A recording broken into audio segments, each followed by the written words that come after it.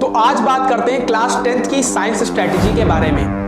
बहुत सारी वीडियोस आपने YouTube पे देखी होंगी क्लास 10th की साइंस स्ट्रेटजी से रिलेटेड।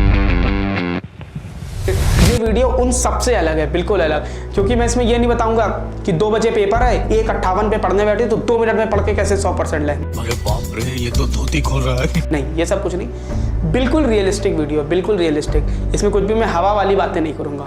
और लास्ट में आपके लिए गोल्डन टिप भी है जो आपके स्कोर को यहाँ से लेकर यहाँ तक बूस्ट कर देगी। तो लास्ट तक आप वीडियो देखो, आपके लिए गोल्डन टिप भी है। तो स्टार्ट करते हैं वीडियो। सबसे पहले कोट से स्टार्ट करते हैं। The key to success is consistency, and right now the only way for you to actually take action is to believe in yourself. सबसे इंपॉर्टेंट चीज यहाँ पे क्या लगी? Believe in yourself.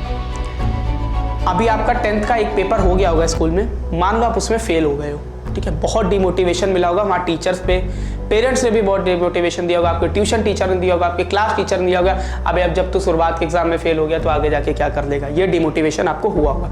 पर सबसे बड़ी चीज है, सबसे पहली चीज तो consistency, and the second thing is believe in yourself. अपने आप पे बिलीव करो। बहुत लोग 0% से स्क्रैच से स्टार्ट किया, 100% तक गए, तो तुम क्यों नहीं जा सकते हो भाई? तुम्हारे पास भी तो 2 हाथ 206 हड्डी है ना, तुम क्यों नहीं जा सकते हो यार? बिलीव इन योरसेल्फ, यहाँ पे बिलीव करो। और मैं सही बता रहा हूँ, ये वीडियो बिल्कुल रियलिस्टिक है। एक आप इससे वीडियो से रिलेट कर सकते हो, बिल्कुल रियलिस्टिक वीडियो। आप 0% से 100% तक, 98% तक आराम से जा सकते हो। बिलीव करो।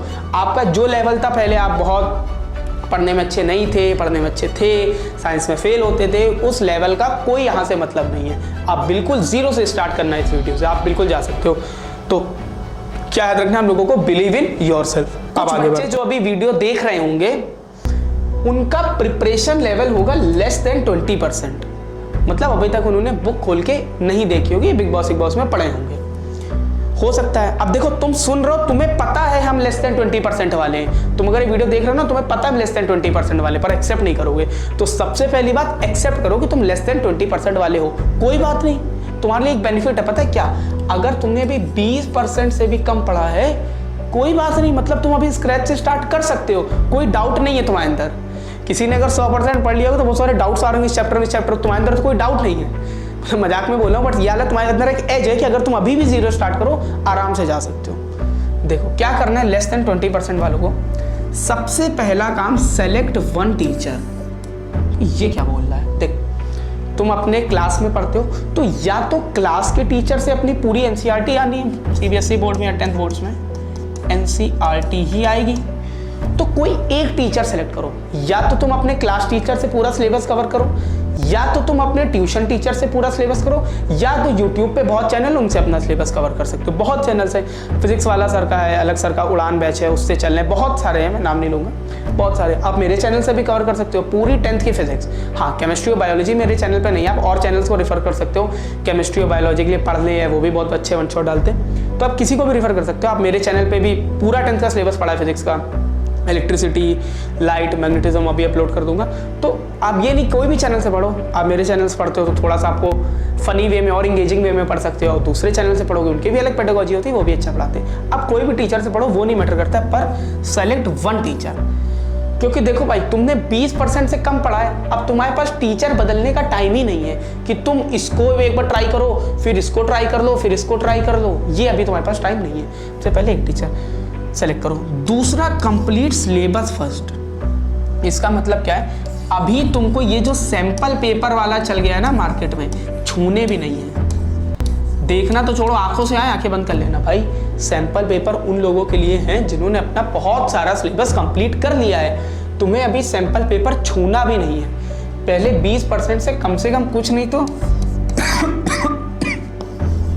80% पे तो आप तब सैंपल पेपर की बात करते हैं। अभी तुम्हें सैंपल पेपर टच भी नहीं करना है। You don't even to touch the sample paper, क्योंकि करोगे फिर डिमोटिवेट हो जाओगे, कोई फायदा नहीं। सैंपल पेपर नहीं, एक टीचर सेलेक्ट करो और अपना पहले पूरा सिलेबस कवर करो अच्छे से यूट्यूब से।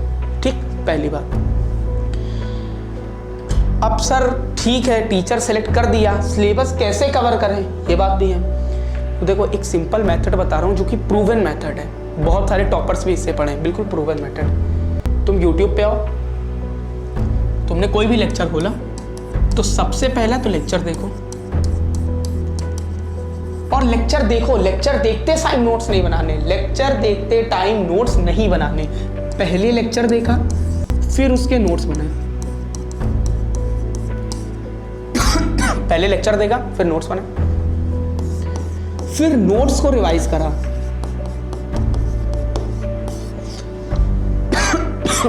पहले लेक्चर देखा, फिर नोट्स बनाए, फिर नोट्स को रिवाइज करा, फिर इसके बाद तुम एनसीईआरटी के क्वेश्चंस में गए। बस इतना करना है अभी तुमको।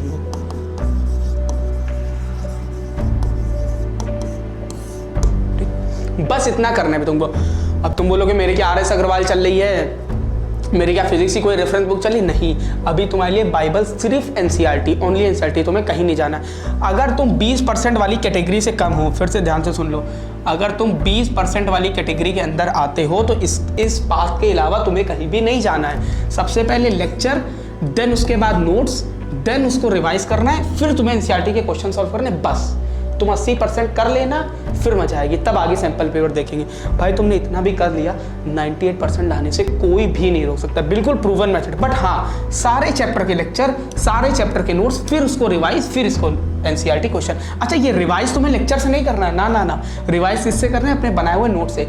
इतना कर लो, 98% कहीं नहीं जा रहे। क्यों? अच्छा, मैं ये क्यों बोला, अंधी थोड़ी ना बोले भाई, CBSE बोर्ड का पेपर है, पूरा पेपर एनसीईआरटी से आना है। तो जब एनसीईआरटी से आ रहे हैं तो तुम एनसीईआरटी के तो क्वेश्चंस कर रहे हो, तो और कहां से आ जाएगा पेपर? तुम्हें भी ज्यादा हाई फाई स्टडी करनी नहीं, कोई जेईई की तैयारी थोड़ी ना कर रहे हो, तुम एनसीईआरटी तो पढ़ रहे हो, पूरा आराम से हो गया। देखो, और 20% से कम तुम्हारा सिलेबस है। अब इतने में तुम RS अग्रवाल लगाए पढ़ो, ये बुक लगाए पढ़ो, फलाना बुक लगाए पढ़ो, तो और ही डिमोटिवेट हो गए। सिर्फ इतना कर लो, तुम्हारे 98% कहीं नहीं गए हैं। पक्का है ये 98% का मार्क, पक्का। बट इतना तुम्हें करना पड़ेगा, lecture, then notes, then revise, then NCERT question, काम हो गया। अब फिजिक्स के लिए मेरा चैनल भी फॉलो कर सकते हो, और भी कोई भी चैनल फॉलो कर सकते हो, पर इतना आपको करना है। ये कर लिया, तुम्हारा काम सेट है। अब आगे देखते हैं दूसरी कैटेगरी वालों के लिए। अब देखते हैं जिनका प्रिपरेशन लेवल 50% to 80% तक है। तो सबसे पहली बात तो कॉन्ग्रेचुलेशंस, अगर आपका ये है प्रिपरेशन लेवल, बहुत अच्छा कर रहे हो। अब आपको क्या करना है, देखो आपके साथ क्या मिस्टेक हो सकती है। जो पहली मिस्टेक होगी ना आपसे, वो पता है क्या होगी? Over confidence.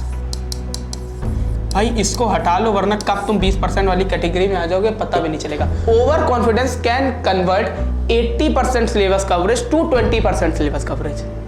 समझना मेरी बात। तुम भाई अगर ओवर कॉन्फिडेंस में हो ना, हमारा 80% हो गया, तुम 20% वाले से भी नीचे हो, ठीक, 80% हो गया, वेरी गुड, मैं ताली बजा रहा हूँ तुम्हारे लिए। पर ये 80% जो तुमने करा है, इसको रिटेन करना बहुत मुश्किल होता है। तो इसलिए इसके लिए तुम्हें क्या करना है, सबसे पहली बात तो ओवर कॉन्फिडेंस को अपने आप से बिल्कुल भगा देना है। अब क्या तुम्हारी इसके लिए स्ट्रैटेजी होनी चाहिए, देखना।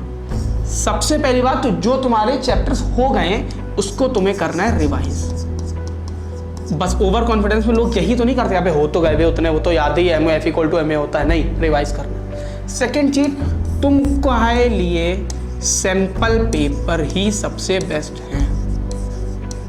सैंपल पेपर सबसे बेस्ट है तुम्हारे लिए, तुम्हारी कैटेगरी के लिए, क्योंकि भाई 80% तुम कवर कर चुके हो, 20% वो छोटे मोटे चैप्टर बचेंगे, वो भी आराम से हो जाएंगे।